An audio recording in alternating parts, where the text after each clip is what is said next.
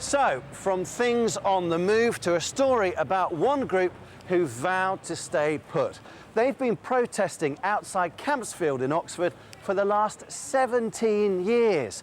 Time to meet them, and time to meet one family whose story reveals a personal side to deportation. I wondered about bringing the other, the 10 years too long banner as well as the 17 years. Meet Liz and Bill. The Samba band are coming by bike. Among Britain's most enduring protesters. With a house full of banners, they're demanding the closure of Oxford's immigration removal centre, Campsfield. What do you think of that? Very good. We have to do this. We're getting used to it now after 17 years. You get used 17 years of doing this? Yeah. So how often do you go to Campsfield then and protest outside? Every month. Every month? Without fail? Have you ever missed one? Or? Never. For me, it was going there and thinking, people are locked up in here, and this is a prison. I'm looking at a prison, and they haven't done anything wrong. And this is England, and I pay my taxes, and I'm a citizen, and this is in my name. I can't sit down and watch it happen. Whether you agree with it or not, it is amazing commitment to do that every single month for the past 17 years, and they're vowing not to stop until Campsfield's shut. Campsfield is a detention centre holding more than 200 men awaiting deportation. Some have been there for more than a year, though the average stay is much shorter. Close Campsfield down! Migrants are not criminals! Close Campsfield down! Detention is a very important part of our enforcement strategy, so if somebody will not leave the UK voluntarily, we have to detain them in order to return them. Now, we would much rather that people left voluntarily, but if they fail to do so, we will use detention, and we keep detention to the shortest possible time. If people comply with their return, they will be with us for a matter of days. Sadly, there are those that fail to comply, and those, inevitably their detention will become a little bit more prolonged. But if they comply, then they can significantly reduce the time that they are with us. We just can't accept that this is going on. I think that's it. We know there are people inside who are very unhappy, miserable. There are deaths in detention from time to time. There are attempted suicides. There are people who spend all day in bed because they're depressed. There are people who go mentally ill inside.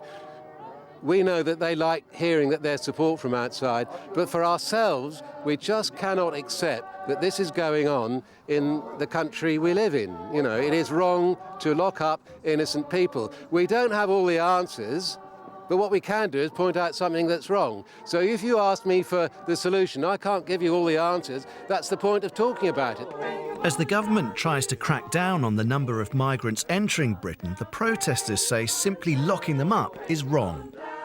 What really gets me is we allow money to come in and out, we allow tourists in and out, and that's all over the world. And we think and have thought for the last 300 years that we can go anywhere in the world and settle and think this is a lovely bit of land and take it over.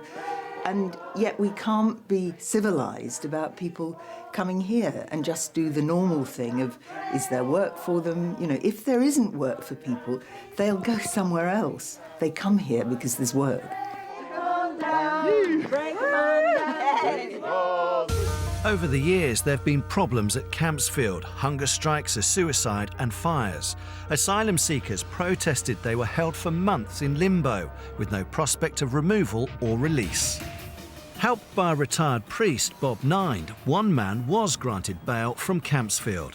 He'd outstayed a visa granted to visit his seriously ill mother in Oxford. Michael married and had a child, but was told to formalise his status in Jamaica, then wasn't allowed back. He tried to return on a false passport. I entirely see why people would be unsympathetic. I think many people are extremely worried about numbers, but at the same time, I think they would also think, this man has an elderly mother with cancer in Oxford. He has a wife who is not at all well and having to look after his children. Since he left, all have had to be on benefits, whereas before he was maintaining them.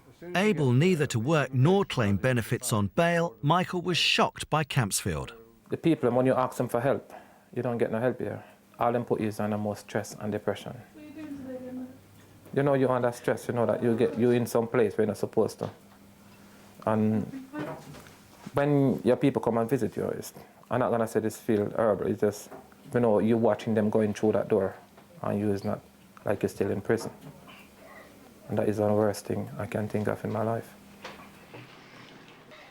I love this country and I love working in this country.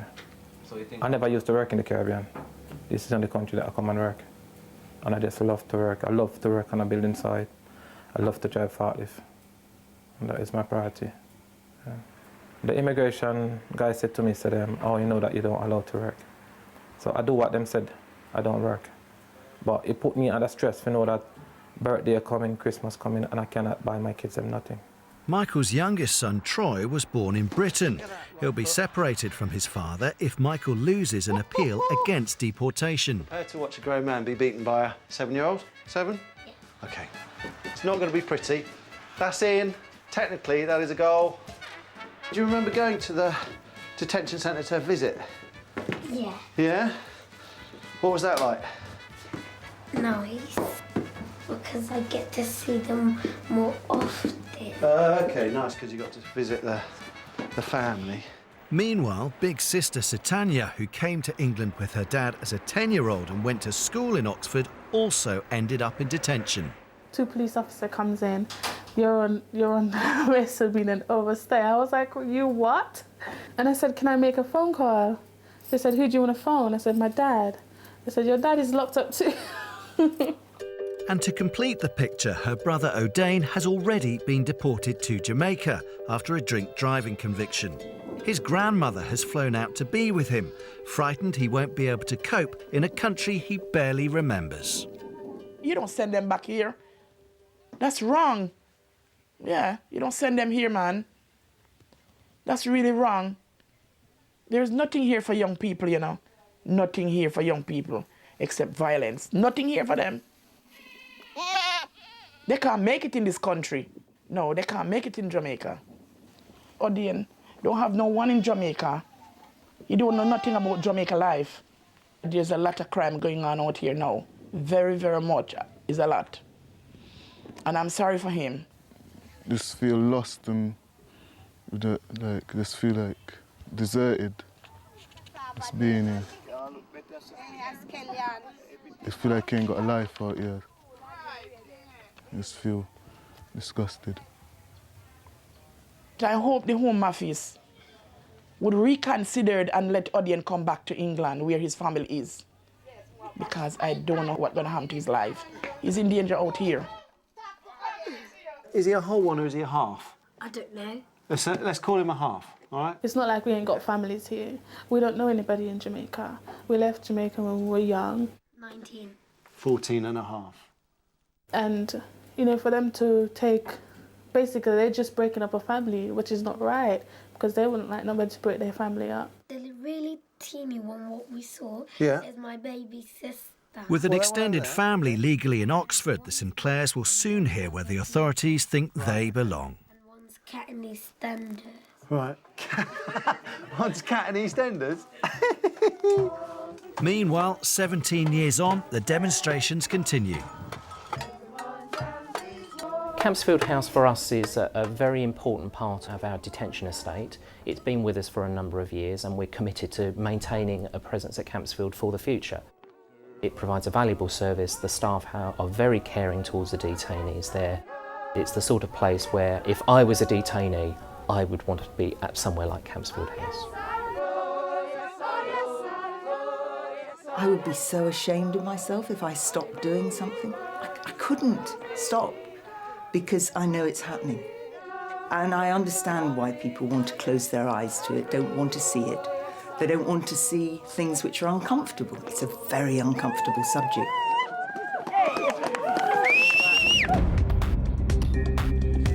And that's just about it for this time. Keep your emails coming in. It's always great to hear from you. I'll see you next week.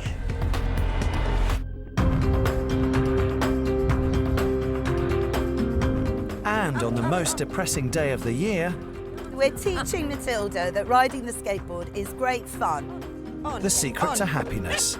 You're right, it's a dog on a skateboard. Over. We go in search of the South's happiest people. Over.